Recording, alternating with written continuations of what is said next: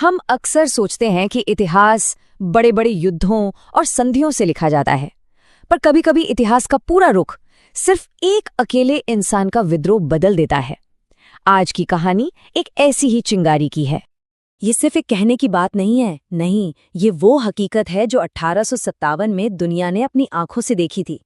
तो चलिए आज समझते हैं कि कैसे एक सिपाही की आवाज ने उस दौर के सबसे बड़े साम्राज्य की नींव हिलाकर रख दी। तो हमारे कहानी के हीरो हैं मंगल पांडे।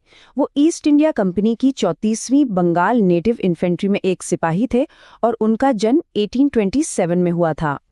पर मंगल पांडे सिर्फ एक सिपाही नहीं थे, नहीं, वो अपने साहसी और बहुत ही धार्मिक स्वभाव के लिए जाने जाते थे। और सबसे बड़ी बात, उनमें अन्याय के खिलाफ खड़े होने का एक जबरदस्त जज्बा था। और यही वो चीजें थीं जिन्होंने उन्हें इतिहास में एक बहुत खास जगह दिलाई। तो सवाल ये है कि ये सारा तनाव, ये गुस्सा आखिर पैदा कैसे हुआ?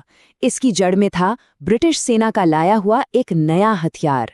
जी हाँ, एक ऐसा हथियार जिसने भारतीय सिपाहियों के बीच बेचैनी की आग लगा दी। देखिए, ये थी वो नई एनफील्ड राइफल। अब इसकी एक खास बात थी, इसके कारतूस को बंदूक में डालने से पहले दांत से काटना पड़ता था। अब सुनने में तो ये एक मामूली सी बात लगती है ना? लेकिन असल में सारे विवाद की जड़ यहीं से शुरू हुई।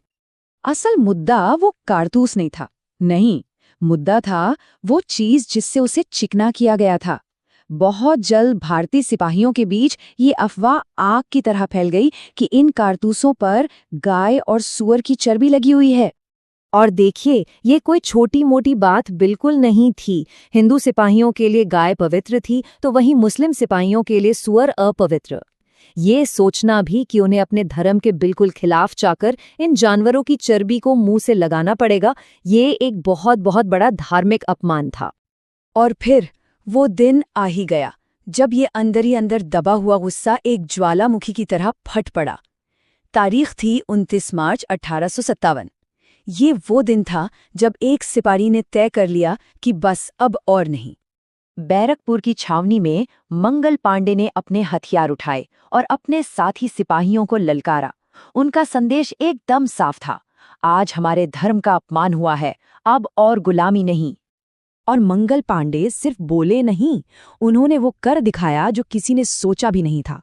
उन्होंने सीधे परेड ग्राउंड पर ब्रिटिश अफसरों पर हमला कर दिया। ये अपनी तरह का पहला खुला सशस्त्र विद्रोह था जिसने अंग्रेजों को सकते में डाल दिया था।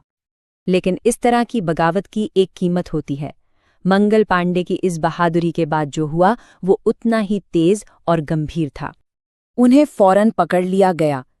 अंग्रेज इस विद्रोह को जल्द से जल्द कुचल देना चाहते थे, इसलिए उन्होंने मुकदमा चलाने के लिए तुरंत एक कोर्ट मार्शल बिठा दिया। लेकिन क्या मुकदमे के दौरान मंगल पांडे का हौसला टूटा? बिल्कुल नहीं। उन्होंने बिना डरे कहा कि उन्होंने जो भी किया वो अपने धर्म और अपने देश की रक्षा के लिए किया।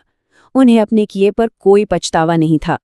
सच तो ये है कि अंग्रेज उनके साहस से डर गए थे। उन्हें लगा कि अगर मंगल पांडे ज्यादा दिन जिंदा रहे तो दूसरे सिपाही भी बगावत कर देंगे, और इसी डर से जो फांसी 18 अप्रैल को होनी थी उसे 10 दिन पहले 8 अप्रैल को ही देने का फैसला कर लिया गया। और 8 अप्रैल 1857 को मंगल पांडे को फांसी दे दी गई।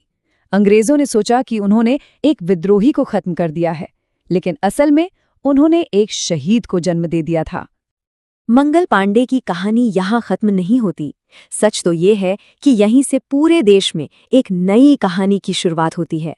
उनकी शहादत वो चिंगारी थी जिसने पूरे देश में आग लगा दी। उनकी शहादत की खबर जैसे ही फैली, मेरठ से लेकर दिल्ली, लखनऊ, कानपुर और झांसी तक देखते देखते हर जगह भारतीय सिपाहियों ने विद्रोह का बिगुल बजा दिया। एक अकेले इंसान की बगावत अब एक जन आंदोलन बन चुकी थी।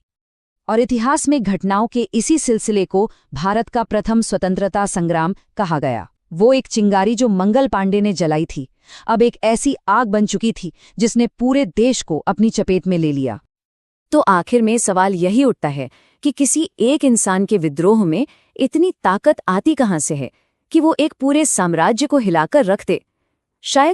शायद इसका जवाब इस बात में है कि वो अकेला इंसान उन हजारों लाखों लोगों की आवाज बन जाता है जो अन्याय के खिलाफ बोलना तो चाहते हैं पर बोल नहीं पाते।